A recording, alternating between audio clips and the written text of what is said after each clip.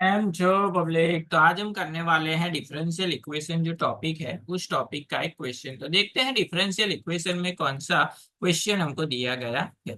तो क्वेश्चन कुछ ऐसा है, solve the given differential equation. उसके लिए इक्वेशन है dy by d x is equal to x into 10 y - x+1। अभी यहाँ पे डिफरेंशियल इक्वेशन में हम क्या करते थे कि सबसे पहले तो एक्स वाले टर्म को सेपरेट करते थे, वाई वाले टर्म को सेपरेट करते थे, एंड उसके बाद उसका हम क्या करते थे, इंटीग्रेशन करते थे। लेकिन यहाँ पे देखिए, यहाँ पे 10 ब्रैकेट में y - x है। यहाँ इसका मतलब ये हुआ कि यहाँ पे फॉर्मूला अप्लाई करनी पड़ेगी। लेकिन फॉर्मूला अप्लाई करेंगे तो वो पार्ट थोड़ा क्या हो जाएगा, लेंदी हो जाएगा। तो यहाँ पे हम x एंड y की जगह पे, x तो वही रहेगा लेकिन y की जगह पे दूसरी एक वैल्यू सपोज करते हैं कि सपोज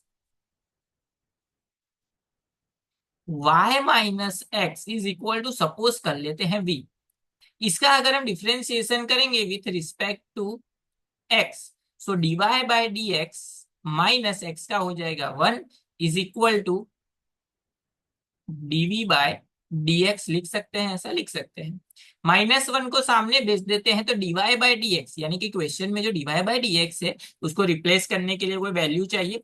तो उसकी जगह पे हम क्या लिख सकते हैं, dv by d x plus 1। यानी कि y - x की जगह पे v लिखना है आपको, and dy by d x उसकी जगह पे लिखना है dv by d x plus 1। चलिए वैल्यूज पुट कर लेते हैं तो क्या होगा।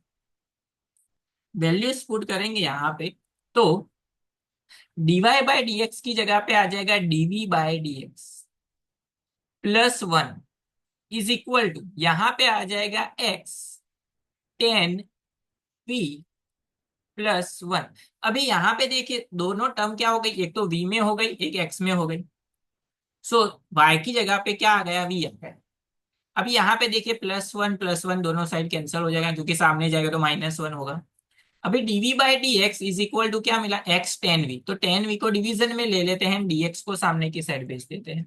तो इसको हम ऐसा लिख सकते हैं, 1/10v dv is equal to x dx लिख सकते हैं। अभी 1/10 वो क्या होता है, कॉट।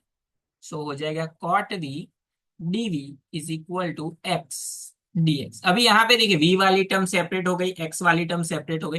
तो ये जो अब मिला उसका कर लेते हैं हम लोग इंटीग्रेशन, यानी कि दोनों साइड लगा देते हैं इंटीग्रेशन। सो कॉट का इंटीग्रेशन क्या होता है, उसका जो इंटीग्रेशन होता है वो होता है log sine v plus C1 constant is equal to, x का अगर हम इंटीग्रेशन करेंगे तो वो होगा x² by 2 plus C2। C1 C2 को एक साइड ले लेते हैं, वैल्यूज को एक साइड ले लेते हैं, तो इसको अगर हम इस साइड ले लें तो ऐसा लिख सकते हैं,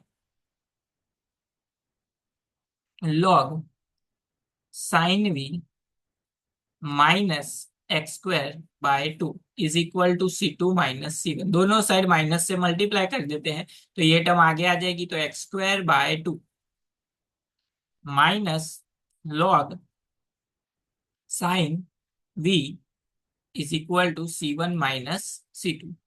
यहाँ पे 2 को एलसीएम ले लेते हैं तो 2 यहाँ पे मल्टीप्लाई हो जाएगा।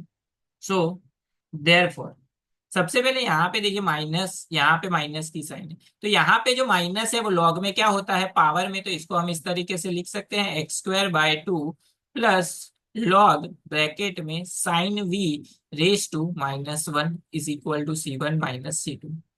अभी साइन v रेस टू -1 यानी कि क्या हुआ, 1/sin। 1/sin मतलब क्या होता है, कॉसेक, एंड 2 से मल्टीप्लाई कर लेते हैं तो x² प्लस 2 लॉग 1/sin वो हो जाएगा cosec v upon 2 is equal to C1 - C2। 2 को सामने की साइड भेज देते हैं तो 2 इंटू C1 - C2, उसको हम लिख सकते हैं C।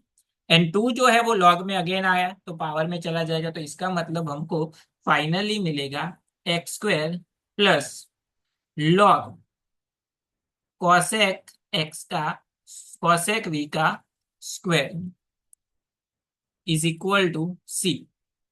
v की वैल्यू क्या थी, y - x, तो वो पुट कर लेते हैं। So x² plus log cosec square into y minus x is equal to C. तो ये हो गया हमारा final answer for the given differential equation.